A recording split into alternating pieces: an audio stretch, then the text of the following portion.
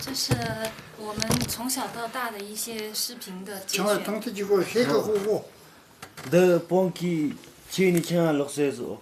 这是在成都的家里面，他自己看电视。后来我们就带他回草原来了。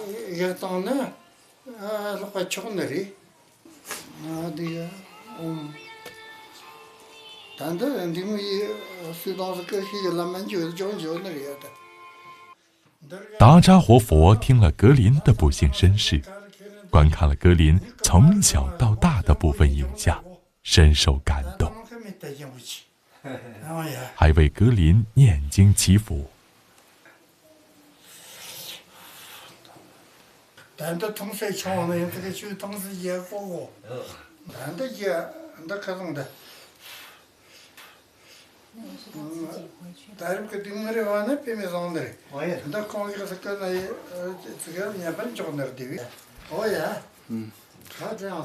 我们替小格林，谢谢你。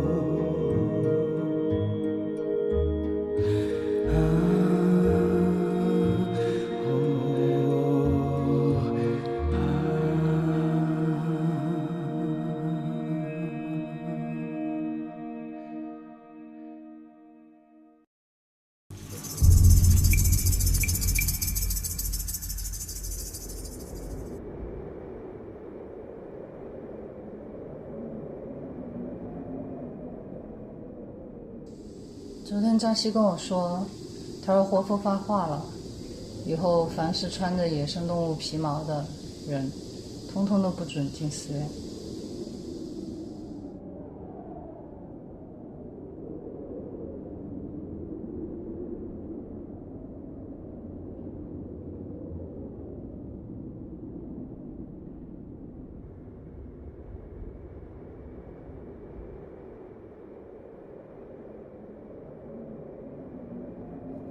严冬的脚步加深，猎物越来越难找了。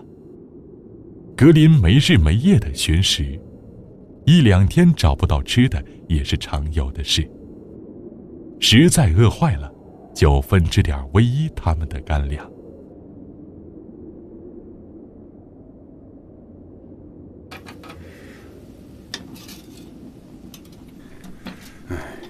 狼群也不知道跑哪儿去了，好久也没看到了。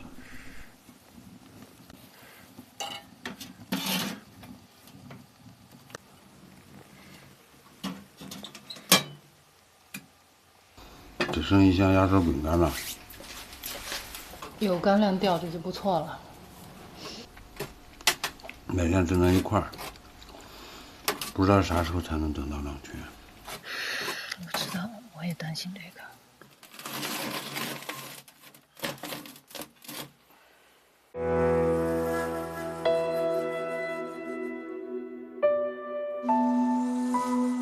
冬季，狼群集结是小格林回归的最佳时机。如果错过这个冬季，狼群再要接纳成年的格林几乎不可能了。如果不能重返狼群，格林的一生也就毁了。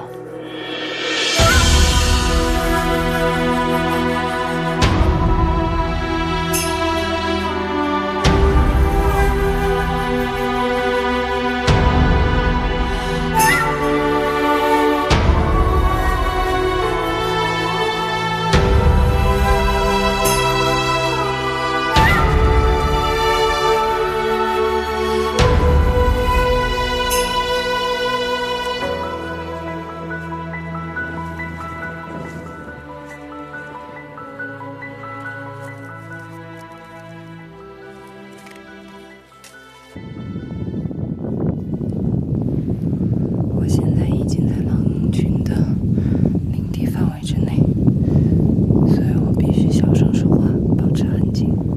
又发现狼洞了，原来他们搬到这儿来了。这个狼洞，人可以钻得进去。你不会是让我钻吧？看看这样能不能拍到。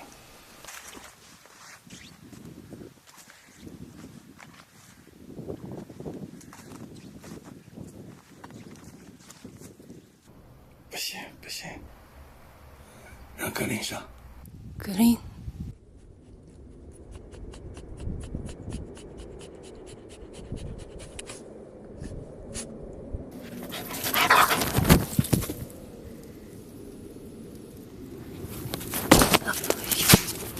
里面有东西。里面不会还有狼吧？这洞是穿的，那如果有狼，早就地遁了。他叼了个骨头出来。哎呀，真是吓死我了！他是这样子穿过去的。哎呦，那边还有他们吃剩的骨头。前山被那群放牛的人给占了，他们只有到后山来了。对，哦，说最近怎么看不到狼啊？一个大白兔。哎，抢妈妈的，妈妈那啊里，，妈妈这儿有。野狼哪有你吃的糖多呀？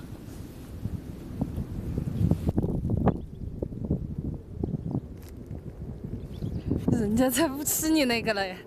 啊，这舔过了，你不吃？伯伯，来这儿看看。他抢。他不爱吃那个。哎，这个不是你的，不是你的，这是妈妈的。不行，干肉先给他吃。在哪儿？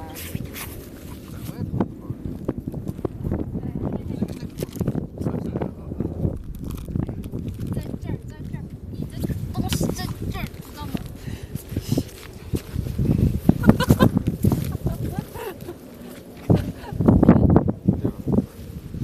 放在哪一处？不，强盗！强盗！强盗！抢了一头走。哎，可以。挺好的，你说这些狼群跑哪儿去了？吃点干肉就行了。说不定那一只正在暗处看着我们呢。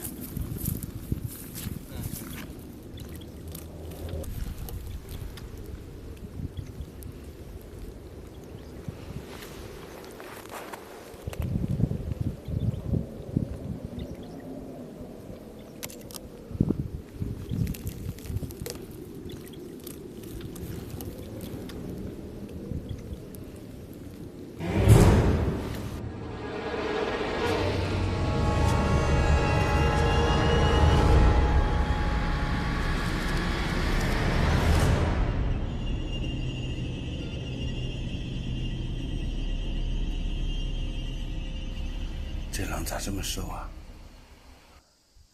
没吃的了呗。等到他们饿不过去的时候，就团结起来打牦牛了。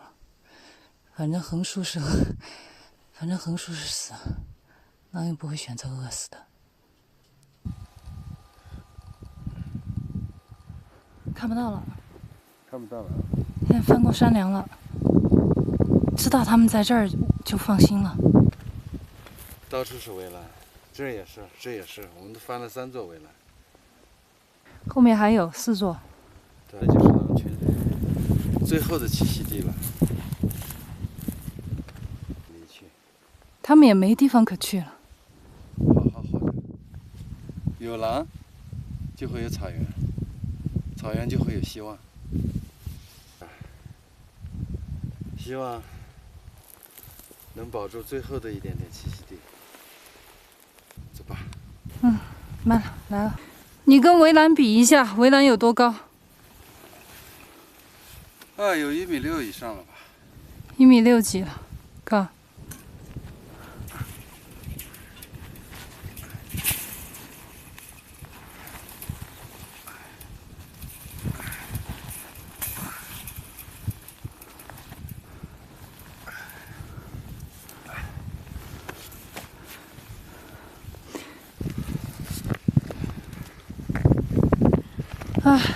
休息一下，累不累？好累呀！累坏了。饿得走不动了。你不要把我的脑袋压坏了。这样看起来你太牛了。前一段时间，要不是那帮放牛的干扰，说不定格林就已经回去了。你看起来好像牛魔王啊！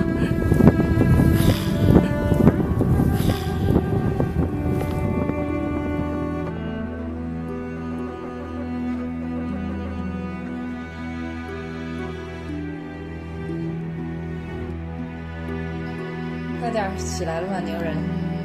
咱们得坚持牛到底。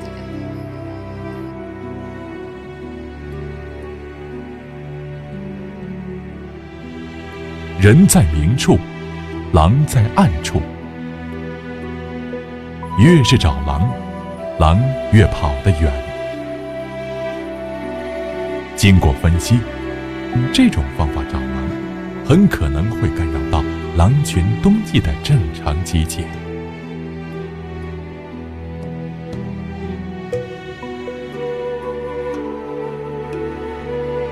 为了不让野狼再产生怀疑，能顺利接纳格林，威伊和易峰决定转变策略，不再带领或跟随格林，而是让格林独自巡山狩猎，从而增加格林遇见野狼的可能性，也可以锻炼和提高格林的独立性。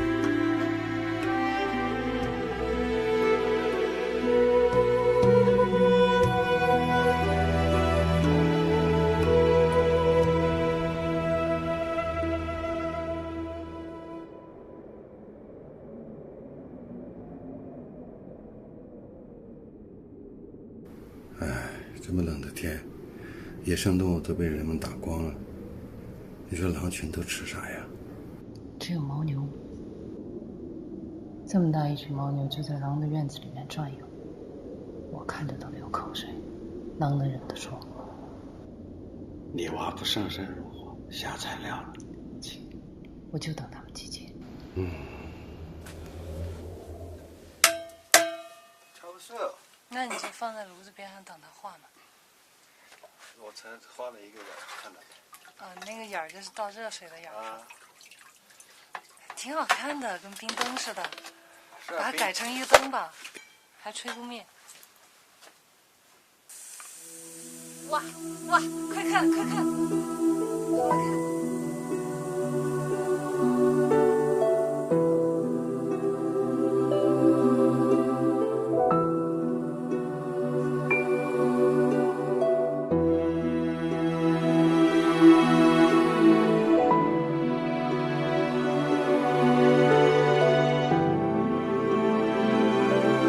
越是看不到希望的时候，越要让自己保持乐观的心态。如果我们改变不了现实，至少我们可以改变看待事物的心情。如果没有这些苦中作乐的时光，看不到平凡事物的美好一面，我们可能早就被日积月累的失望给击垮了。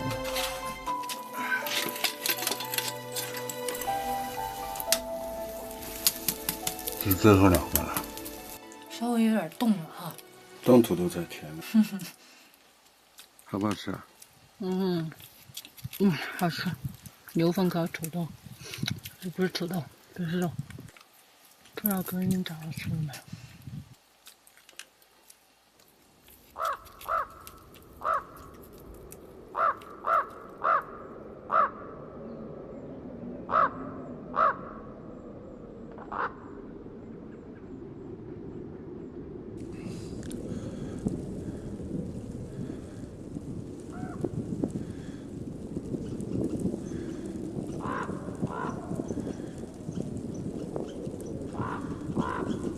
这小子鬼鬼祟祟的在干啥？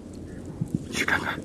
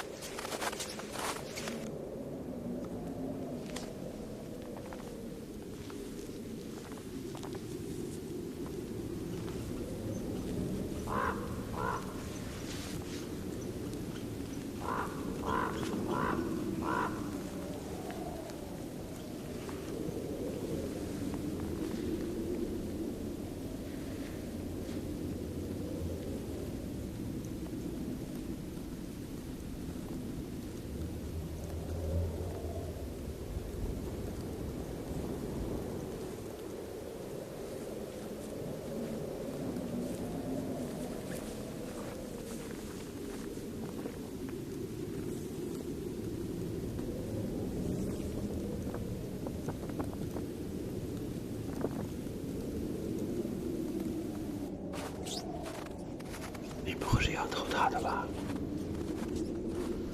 这样不行，真的不行。被他发现怎么办？进屋再说，进屋再说。这样真的不好，真的不好，这样要不得，真的不好。好了好了，你不要念了。哎，那个腿后面好像是被啃过，哎，没问题吗？没问题。就一次，我跟他换一次。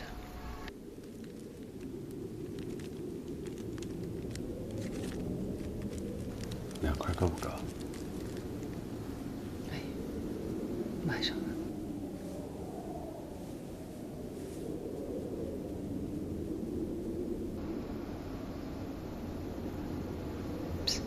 回来了，回来了。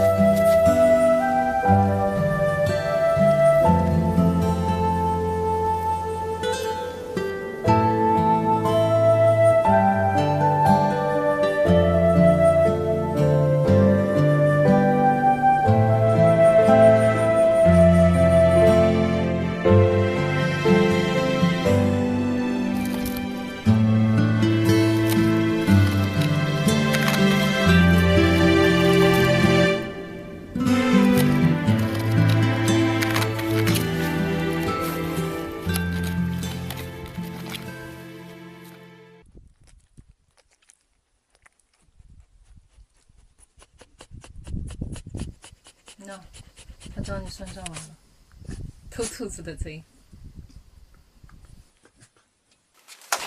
哎呦，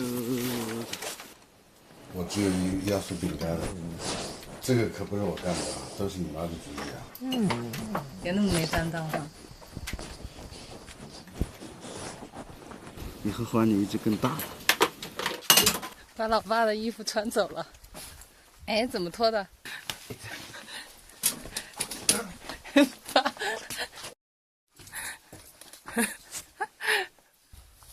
好，咱俩换。那个，全吵。把你老爸的狼皮拿走了，穿上。要把你的衣服折腾的那个什么。给我。拿东西换吧，没辙。来，都是毛，这个是羊毛的，哎，纯毛的哦。太容易上当，小狼太单纯了。他就要你那件。把我屁股咬一口，好痛啊！谁让你骗他了？这样你拿。林，骨头给你换。来，好吧，比衣服好玩的。骨头，去吧。还不上当？他今天怎么了？盯死你这件了？他往后槽牙上放，难道你要给切割了？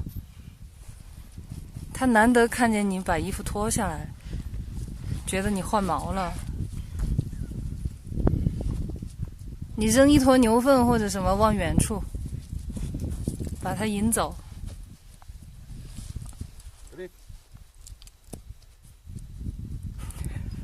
他不敢，他不上当，因为你刚才骗了他，干脆你也在他屁股上咬一口嘛，这样你们俩就扯平了。还不痛？打屁股，不干。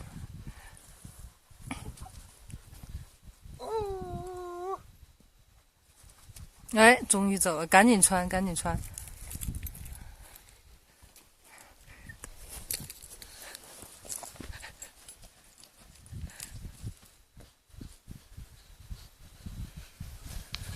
哇，力量之大！小时候我钓过狼，用老鼠钓狼。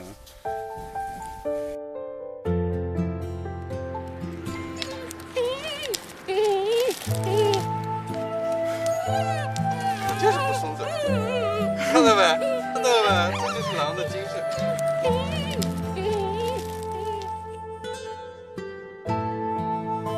孙子长大了，钓不动了。长得真快啊！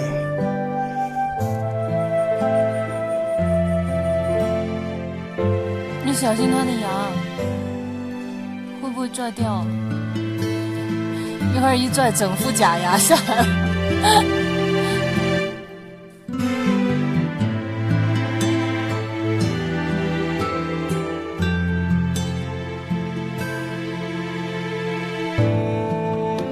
天刚刚亮，格林就已经出猎了。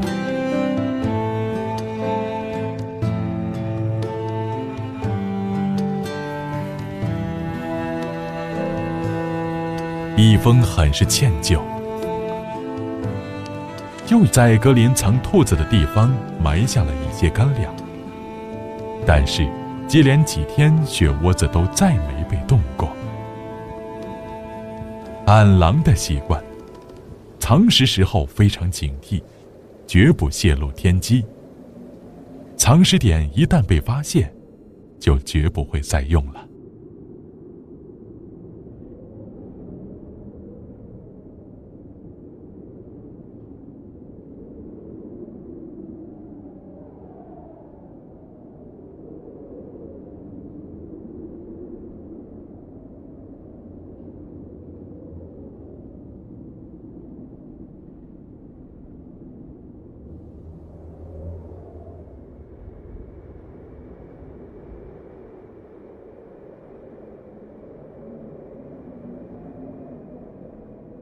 他还埋在老地方啊。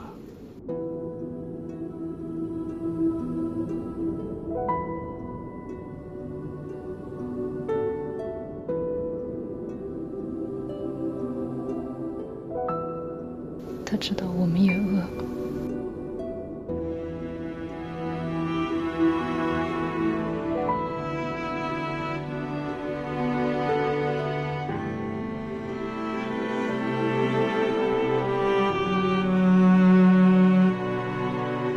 小时候他护食，你说他六亲不认，现在他自己都吃不饱，还要送食回来。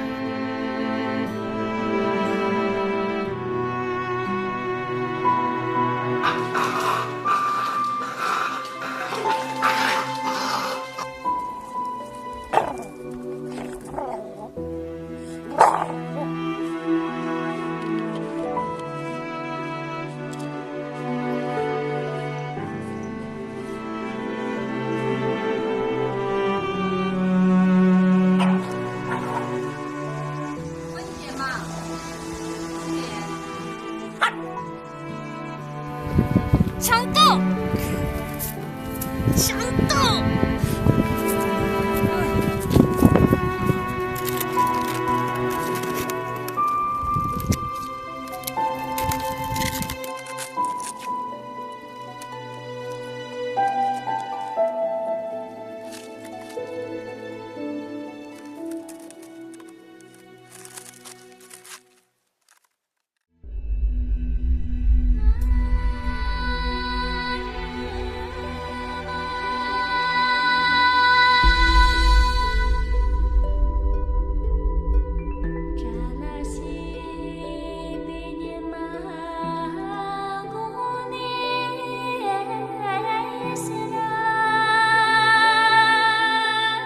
其实拍这一段，我作为一个摄影师来讲，这真是上天赐予的一段，也不可再现的。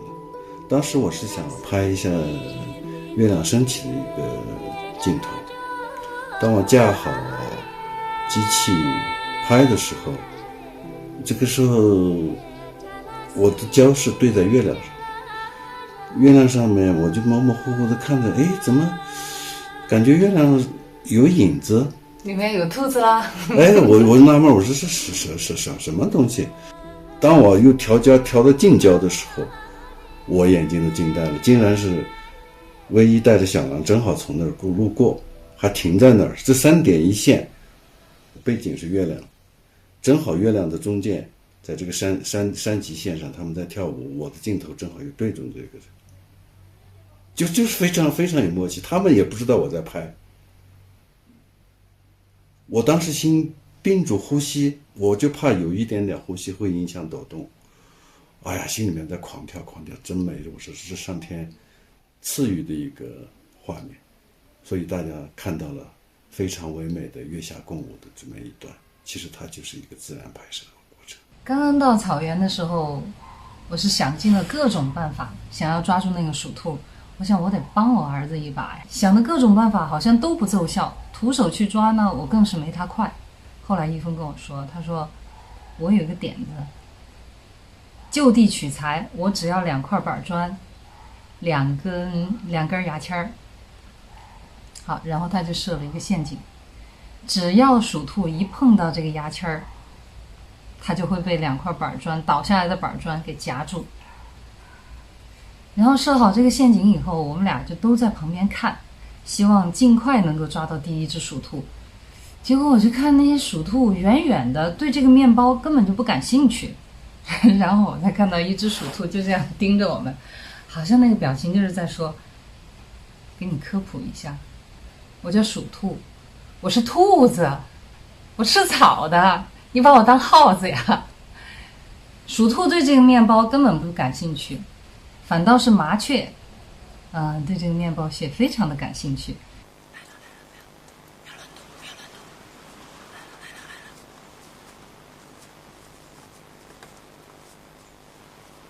我们常说鸟为食亡，但是我发现我低估它们了，刚到草原就被麻雀给秒杀了。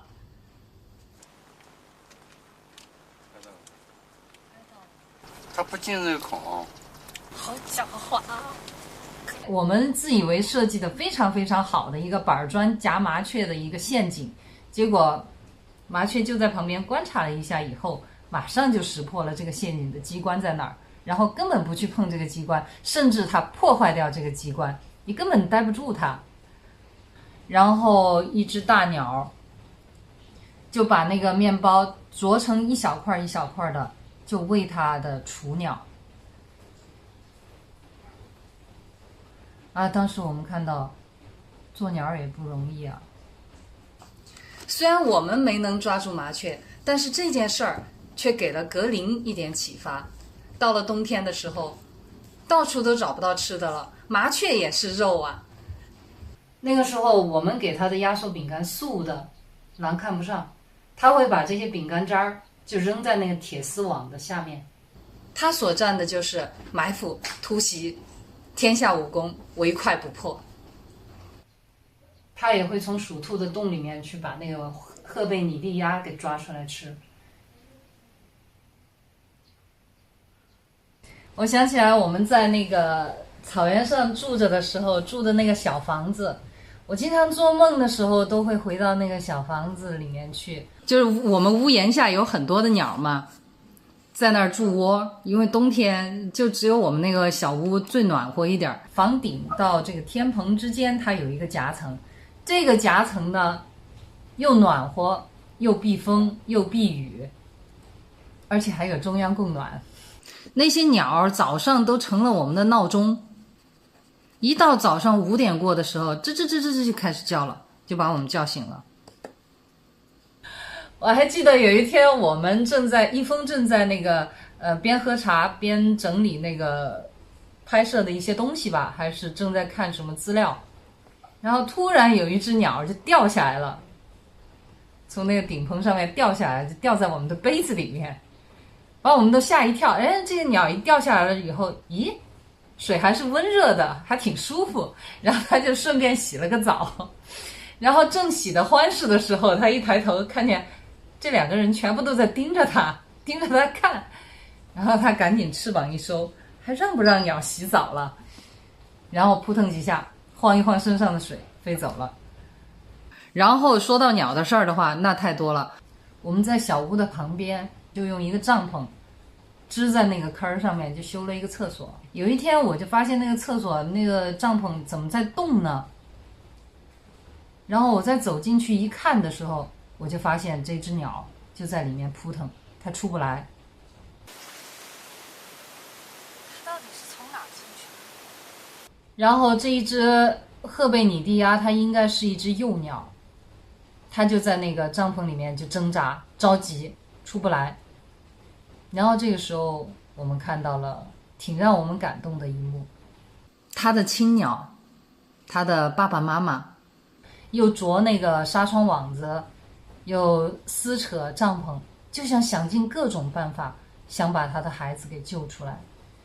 一只大鸟在撕扯那个帐篷，然后一只大鸟呢就在旁边就找一些吃的，给这个小鸟从那个纱窗洞里面就把这些吃的东西给它塞进去，就好像在安慰他，孩子你别着急，爸爸妈妈都在救你。一直就没有放弃，一直就想要救他。草原上哪怕一个很微小的生命哈，他都在为生存为活着而努力。我们放了这只鸟以后，这只鸟它就一直在那个围栏上，还有在我们的那个小屋周围，它就打转。我们对它们的友善，它们也会回报我们以友善。这些鸟它还来扑窗户来报警，有几次呢我们就发现它们扑窗户的时候就是发现狼来了。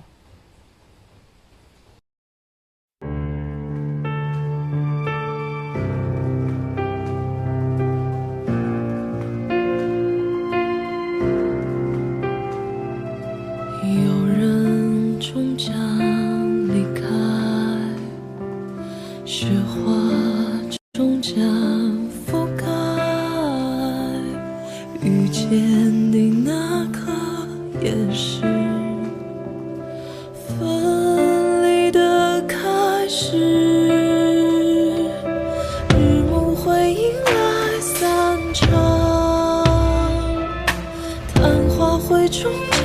绽放，盛开那刻是消失的开始，遗憾堆砌成莫忘。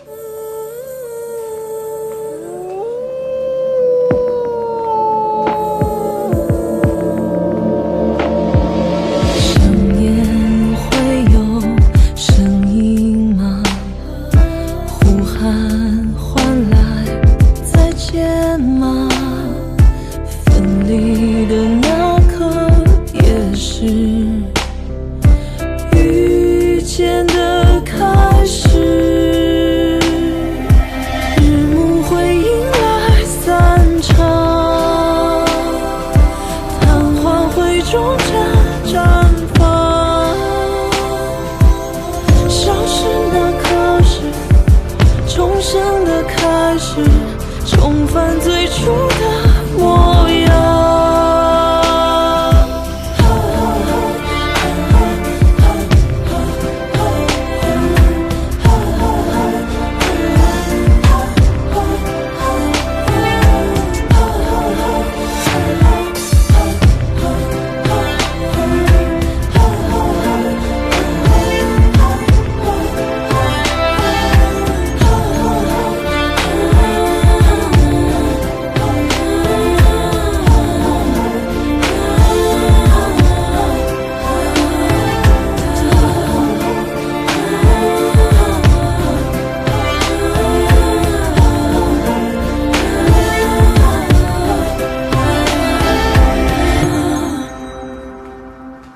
有人终将